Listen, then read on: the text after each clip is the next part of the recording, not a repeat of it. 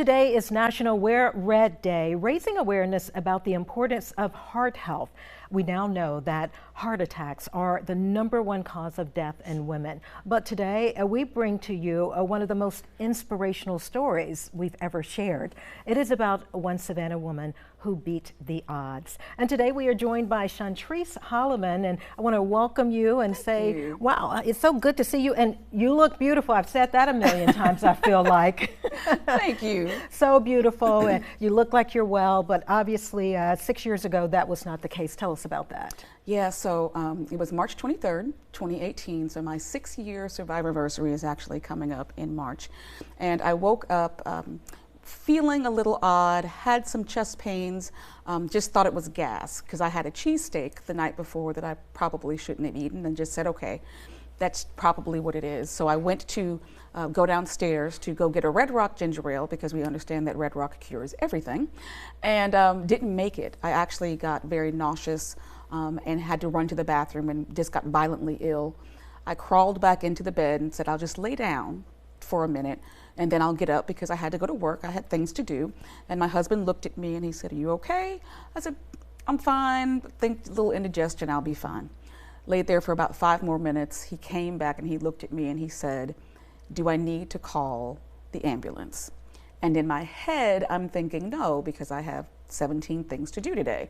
But yes is what came out of my mouth. And I'm thankful that I said yes, because he called the ambulance, got me downstairs to the sofa. The paramedics arrived and said, what's going on? He said, my wife is having some chest pains, took my blood pressure. She stopped talking to me and started talking to my husband and said, where do you want us to take her? And he gave them a name of a hospital, and she said, if we take her there, she won't make it. And that's when I realized that this was really serious. She said, ma'am, you're having a heart attack. And I said, oh, okay, well, we probably need to go someplace closer.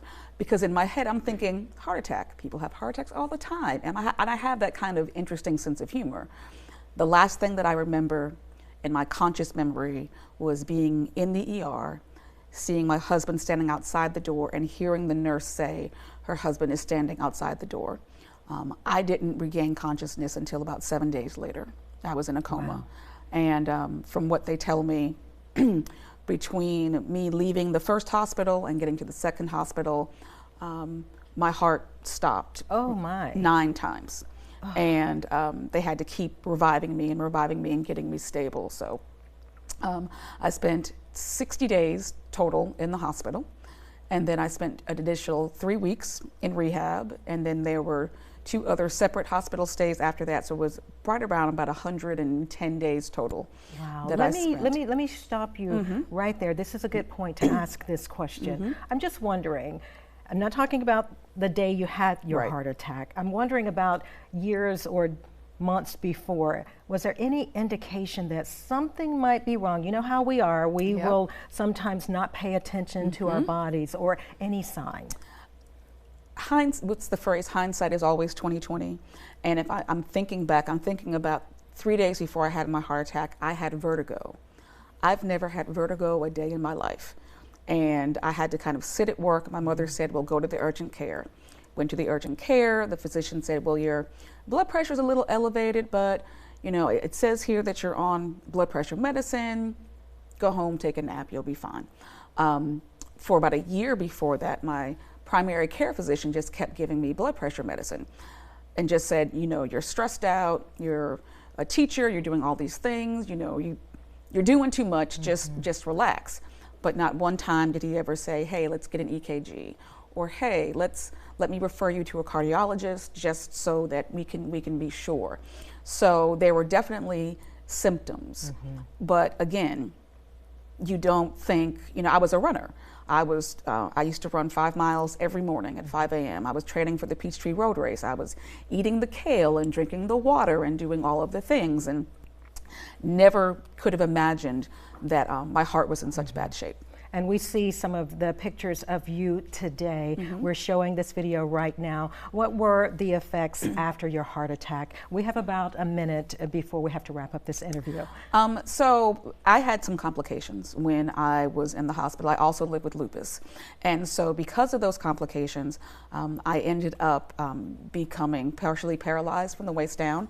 Infections set into both of my legs when I was in the hospital, and I became a bilateral lower limb amputee. What message would you send to women? I want you to look directly in that camera right there. Quickly, what would you say to women? I mean, you're gorgeous, you look great. However, there were some signs and you didn't quite pay the attention that you should have. Attention. What I would say to women is this: take care of yourself first. Self-care is not selfish. I call it self-preservation. And if you want to be here to continue to take care of the people that you love, you have to take care of yourself first, period.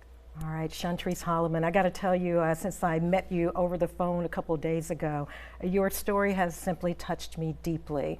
And I want to give you a token of my love for what you're doing, sharing and raising awareness. Friend Shay, my 11 o'clock producer, has roses for you. Thank you so much. I love roses.